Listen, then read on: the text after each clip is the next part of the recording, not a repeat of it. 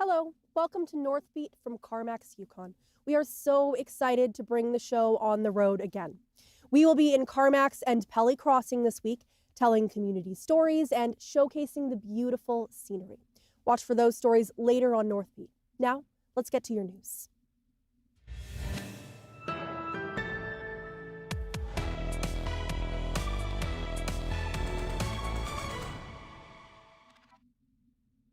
Thanks for joining us. I'm Megan Roberts in Carmax, Yukon.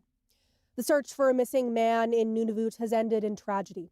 Our CMP got a report early this morning about a missing 34-year-old man in Igloolik. Police were told the man was last seen on his snowmobile Sunday afternoon. Volunteer search and rescue crews began searching for him. They found his body just outside the town a few hours later. Police do not suspect criminal activity, and the Nunavut Coroner's Office has taken over the investigation. Dr. Ikwa Ajimang is Nunavut Chief Public Health Officer.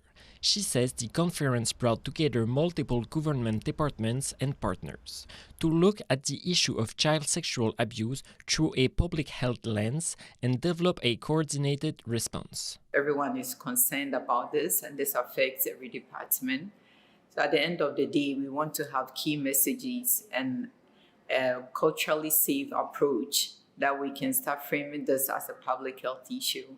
Dr. Amber Miners is a pediatrician who works closely with children and families.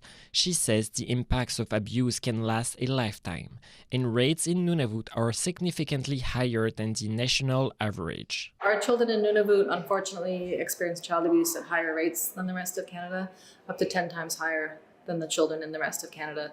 Janet Pitsulak-Brewster is Nunavut Minister of Health. She says the goal is to hear experts' opinion on the state of this situation.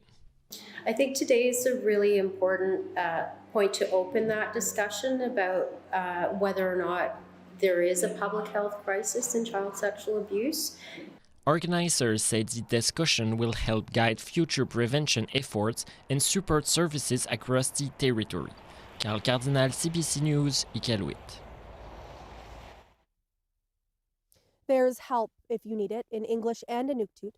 You can call the Kamatsiaktut helpline, the Embrace Life Council, or the Kids Help Phone. All of those numbers are on your screen right now. And for the Kids Help Phone, you can also text TALK to 686868. The Yukon government has tabled legislation to start the process of scrapping the proposed Yukon Health Authority. This was a move that the ruling Yukon party announced last month. TJ Deer reports. The legislation tabled today signifies the beginning of the end of the proposed Yukon Health Authority, also known as Shokwa-A. Health and Social Services Minister Brad Cathers told CBC News that the bill would pause the work being done to create the Health Authority. Cathers said that this would give them time to meet with other levels of government. Opposition leader Kate White said that there were multiple groups against the government's move, including the Chiefs Committee on Health, as well as one of the unions representing workers in health support service roles. Now, Yukon Premier Curry Dixon said at last month's Yukon Forum that legislation to formally repeal the enabling legislation of the authority will be tabled in the fall. And at the forum, the Grand Chief of the Council of Yukon First Nations said local chiefs were not pleased about it and that, quote, disappointment was an understatement, unquote. Now, the chair of the authority's board previously told CBC News that the decision to scrap Shokwa was, quote, uninformed, saying that Yukoners deserve more than the status quo. Now, it's worth mentioning that the Yukon Party promised to reassess the authority during the recent election campaign. Dixon said he wasn't convinced that a health authority would address ongoing concerns about health care. This is despite an independent review of the health system in 2020 recommending the creation of such an authority. Now, interim Liberal leader Deborah Lee Rady issued a motion in the House today urging the Yukon Party government to not make any changes to the existing legislation. TJ Deer, CBC News, Whitehorse. The war in Iran is driving up fuel prices globally. But in Nunavut, the territorial government says gas prices are not expected to change. We have a stabilization fund that enables us to stabilize prices year over year. Of course, we have product in storage now, so we're not anticipating any price changes for at least the next 6 months, and even beyond that. We're in a strong financial position now. Hutchinson says they are not projecting any change in prices at the pump or for flights through to the fall. He says by today, the GN will have secured 2/3 of the total fuel required for the territory for the year. Tuesday will be the final day for workers mining ore at Rio Tinto's Diavik diamond mine on Lac de Gras. That ore will be processed by the end of March, ending 20 years of diamond production at the site. The general manager of closure for Diavik says it's an emotional time for workers.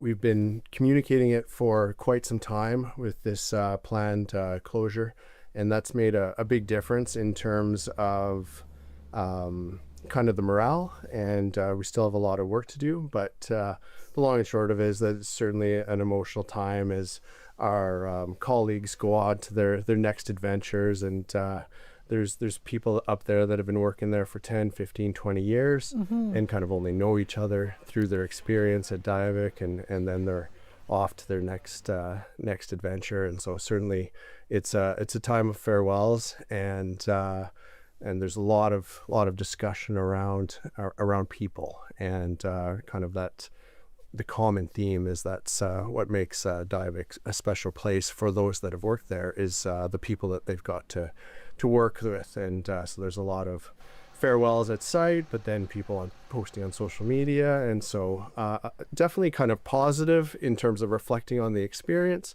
but emotional as these co-workers and colleagues go on to their next venture. Stevenson says work will take place over 3 years to take buildings down and clear the equipment. Diavik will continue to engage through its Indigenous monitoring program to figure out what to do with the site. He says there isn't a consensus yet on how to revegetate the area. A retired environmental lawyer is raising concerns about the proposed Mackenzie Valley Highway project. Last week, the federal government announced that construction work on parts of the project could begin this summer. Stephen Hazel used to be Nature Canada's Director of Conservation. He says the project shouldn't proceed to construction before an environmental assessment is completed. My view is that there absolutely must be an impact assessment completed before any construction starts on the highway. And unfortunately, that's not the Prime Minister's view. The Prime Minister's view is that construction can start this summer, even though no impact assessment has been done. The Mackenzie Valley Highway project is currently under environmental assessment, but that review is not complete. Yellowknife has been updating its community plan for some time. It's a roadmap for the city's growth until 2050. But the Prime Minister's recent announcements on northern security and infrastructure mean some adjustments are necessary. Sarah St. Pierre explains. The Department of National Defense is investing in Yellowknife. That means an influx of construction workers is expected to come to town. But with the city already facing a housing shortage, it's not clear where there would be space for them to stay. We're going to have to adjust very quickly about how we change our city. The demand for housing is going to be exponential. We just don't have hundreds of people to throw at a water and sewer project, right? Local employment will be important, but it'll be for sure people coming in. So yeah, I'm concerned too, obviously, where they're all going to stay. Warburton says he expects work camps to come up in the community plan update talks, and that's a key planning document the city is working on right now. Think of it like a roadmap to 2050. What should the city prioritize? It looks at things like green spaces, transportation, and what kind of housing gets built. The city is working on this community plan. I guess my biggest fear is that it will be insufficient. It will be unambitious or not ambitious enough. They may anticipate needing enough land for 500 new homes when in fact we need 1,500. The Yellowknife Chamber of Commerce has also asked the city to include a multi-year land inventory and clear housing targets in the next community plan. City Hall initiated the first phase of the update process last spring. So this is actually a fairly perfect time to be out in the public and allow people with fresh eyes and big eyes to look at the new plan and see whether or not it hits the mark, and then we'll go from there. The first draft of the new community plan is expected next month. City administration says the final plan will factor in latest information, with final approval expected this summer. The plan is meant to be reviewed every 8 years. Sarah Saint-Pierre, CBC News, Yellowknife. The former chair of Aurora College, also a former Northwest Territories premier, is speaking out about the recent retirement of the school's president. Joseph Handley says tension between the territorial government and the college creates a difficult work environment.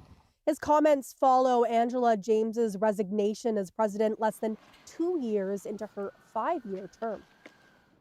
Angela, the president, was given a mandate to operate the college as it was, but also, and most importantly, to begin the steps of setting up a polytechnic, but was not given the financial resources or the political will to do that. Was basically, as far as I know, was told, just do it. Handley stepped down as chair a year ago, but he was part of the team that hired James. James did not respond to a request for comment. The NWT Department of Education deferred comment to Aurora College, and Aurora College declined an interview.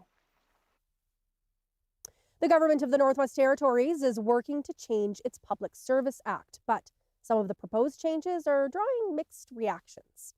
Major revisions haven't been made to the act since 1988. Proposed changes include the development of additional bargaining units and unions. That's something nurses in the territory have long been asking for. Currently, NWT public service workers are grouped into 3 bargaining units, which are served by 2 unions. The NWT government issued a survey to public service employees to get their thoughts. Nearly 70% of respondents agreed with the changes.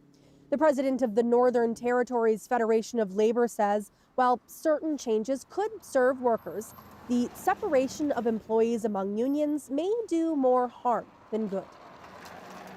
We don't feel that it is in the best interest of unions in the territory. It undermines workers' rights to organize and bargain collectively. It's going to threaten union solidarity, and it opens the door for political interference in union activities, which we are vehemently against. In order to move forward with the changes, the NWT government will need to reach agreements with the federal government. It says it's committed to introducing a bill for the amendments this fall.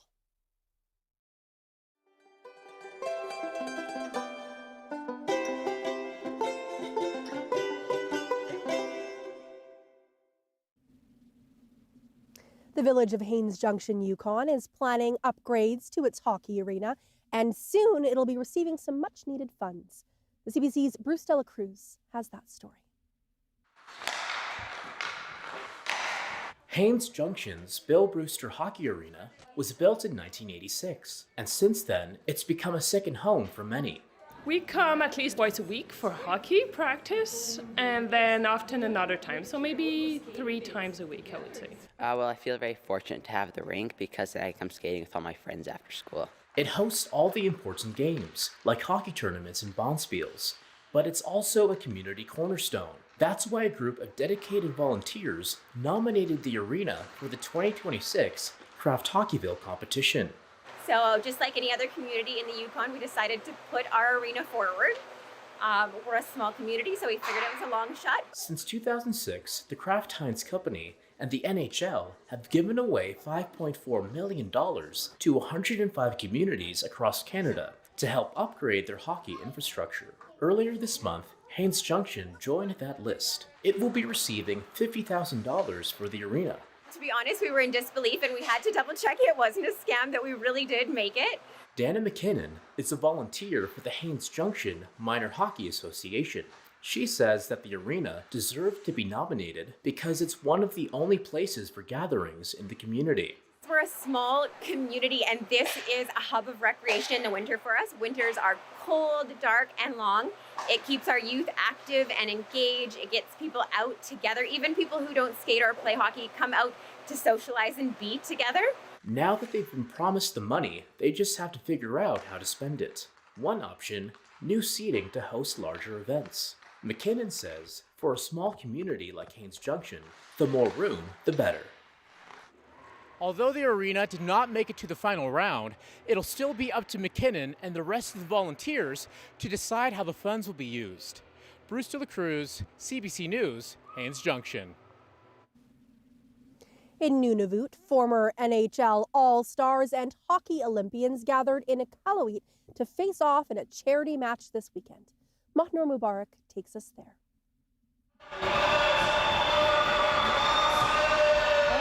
Almost 900 people came out to cheer at the game. The event was put on by Hockey Helps the Homeless, a non-profit organization. Its team featured Jordan Tutu, the first Inuk hockey player in the NHL. They faced a team of former Maple Leaf alumni featuring Joe Thornton, who was inducted into the Hockey Hall of Fame. Iqaluit showed up to make some noise. It's awesome to see hockey and all these stars in our home community where we live. Oh, the energy was surreal. It was amazing, man. I love it. I love how many people came out to watch. It was incredible. I'm pretty excited, actually. Like I said, watching ex-NHL players playing for a good cause, so it's a great atmosphere. The match was part of a series of events over the weekend, including a fan fest where people got to meet the players. Altogether, raising more than $250,000 for Anoma Community Foundation and the Kayaktovik Community Food Center. At the game, crowds erupted into cheers when Jordan Tutu first stepped onto the ice. After the game, he gave autographs and spoke with children. His advice to Nunavummiut youth who want to head into the NHL is to keep their pride. Be proud of who you are, be proud of where you come from, show your roots, and educate, the people in the South about where you come from. And the youth who did come out to the game loved it. It feels like very exciting getting all the signatures from the players and having fun watching them play. The game was tight, and the Maple Leafs alumni team ended up winning by just 1 point, with a final score of 7 for the Leafs alumni and 6 for the Hockey Helps the Homeless team. Tutu says he appreciated everyone who attended the game and that he was truly honored for the chance to play in front of his people. Mahnur Mubarak, CBC News, Iqaluit.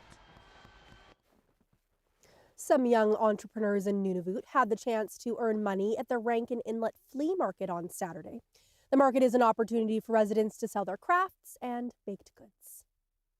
So I have some bracelets that are made out of small glass beads and then some with big circle plastic one.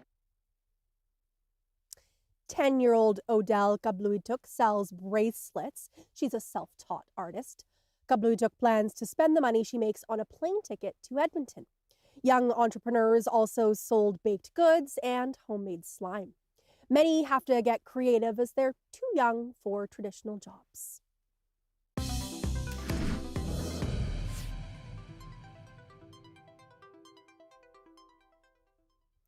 Two Air Canada pilots are dead after an overnight collision at New York's LaGuardia Airport. The express jet from Montreal crashed into a fire truck during landing. Katie Nicholson has the details and a warning: viewers might find some of the video disturbing. The mangled wreckage tells part of the story, the nose sheared off. The collision between an Air Canada Jazz flight and a fire truck killed the two pilots and injured more than 40 people, including 2 firefighters. We were honestly sleeping and then landing, and all of a sudden, boom, woke up in shock, just didn't know what to do. We went down for a regular landing, and we came in pretty hard. We immediately hit something, and it was just chaos in there. One of our friends was several rows back from us, and we walked past him on the way out because he was trying to find his glasses, and his nose was totally broken, bleeding on his face. The fire truck had been dispatched to another plane, which had reported a strange odor, but ended up in the path of the Canadian jet. Stop, truck 1. Stop. Stop, truck 1. Stop. From air traffic control, 3 words that will no doubt play heavily in the investigation. I messed up. Exactly how this unfolded and what led up to this tragedy now under the microscope as Canadian and American transportation officials. The Transportation Secretary faced questions about how well staffed LaGuardia's air traffic control tower is. Chronic shortages have plagued America's airports. This airport has a target of 37 controllers at LaGuardia. We have 33 controllers employed, certified at LaGuardia, and we have seven that are in training. So as our airports go, LaGuardia is a very well-staffed airport. Things are returning to normal at LaGuardia. Some flights have taken off, but the Transportation Secretary warns it will be operating at a reduced capacity as long as the wreckage remains on site for the investigation. Katie Nicholson, CBC News, New York. Canada's Auditor General is sounding the alarm about the international student program.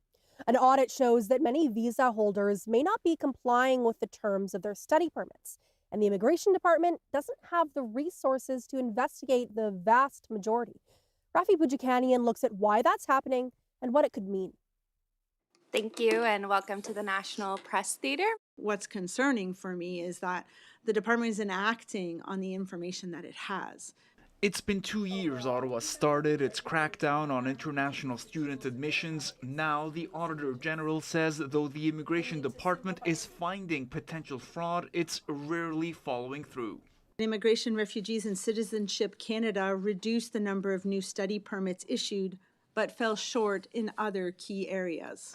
Karen Hogan found some 800 students between 2018 and 2023 were approved for permits with bogus documents or after providing misinformation. About half of them able to stay by applying for other immigration permits. In 2023 and 2024, some 150,000 cases of potential fraud were flagged, but the IRCC only investigated 2,000 of them per year due to lack of funding, it said.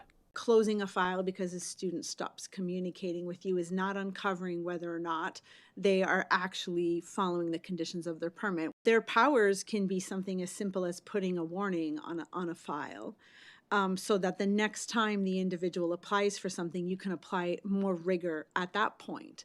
Oral questions. Questions orales. What a dumpster fire. Is the minister content putting fraudsters in the driver's seat of Canada's immigration system? Thank you for that member's performance there.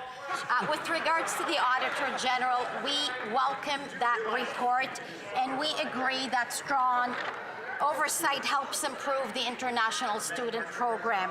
We will improve how cases are flagged and prioritized and will consistently follow up on potentially non-compliant students.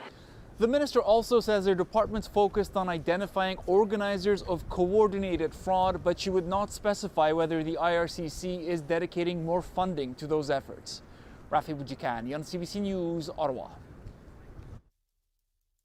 It's been nearly 4 months since Australia's historic social media ban for kids under 16.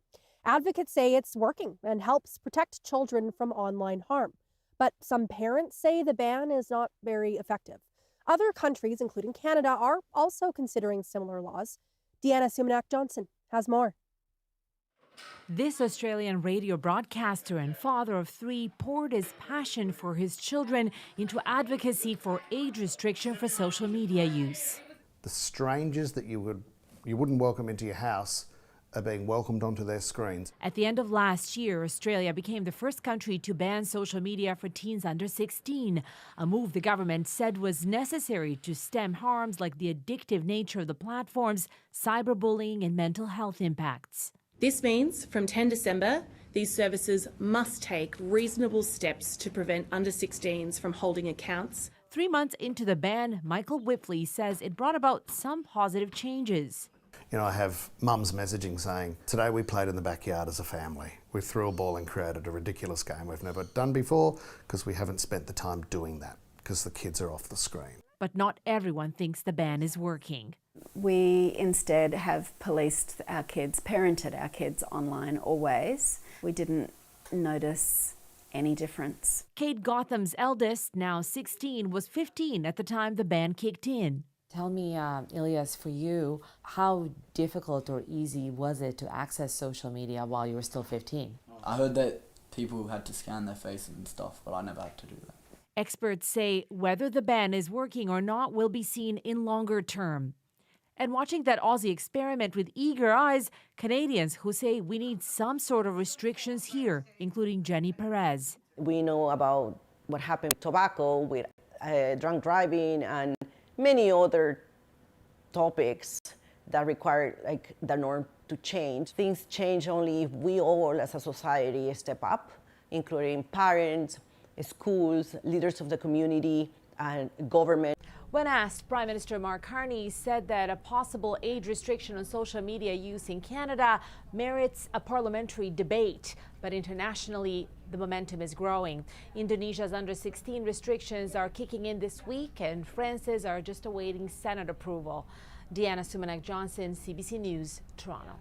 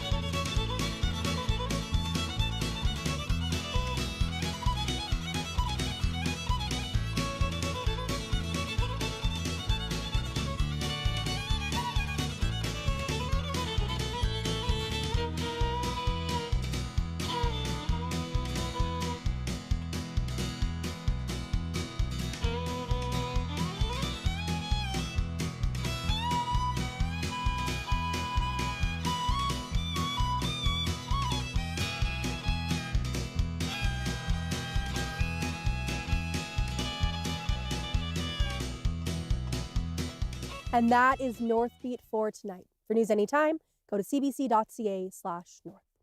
Thank you for watching. I'm Megan Roberts in Carmax, Yukon. We leave you tonight with more from this weekend's hockey charity match in Calgary. Have a good night.